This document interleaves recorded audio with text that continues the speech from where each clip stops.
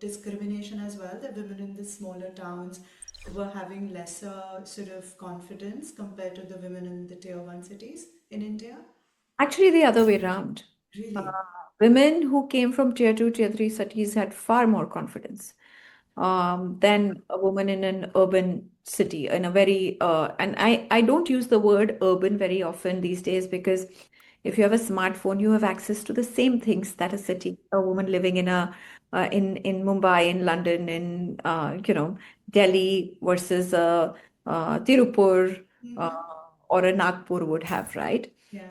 I think it's essentially, I've realized there are two or three things that are different. One, I think the hunger of doing better for Mm. yourself, for your family is always higher in tier two, tier three cities. Okay. It's always you're always it's your aspiration, right? Mm. Um, to live life exactly how people in maybe tier one cities live. Mm. Second, I think women definitely have a lot more time on hand. Because I mean, a woman living in Bombay working hardly is able to find time because her time is lost in traveling and all of that, right? So having more time to sort of also figure this out. Um, I find that tier two, tier three, we found a much higher uptake. I also find that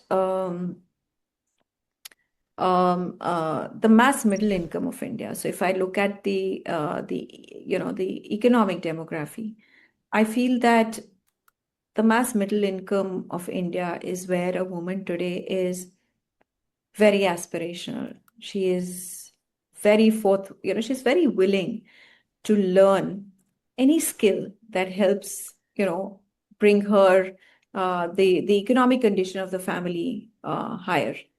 Uh, and I feel that that's where the change is happening most rapidly. So, I mean, if you look at the Lakshmi platform, also, if today we have women from very affluent HNI families, mass affluent, middle income, even some from low income. But we find that the middle income is where there's the highest excitement, enthusiasm. Uh, Say, I will build wealth for myself and my family.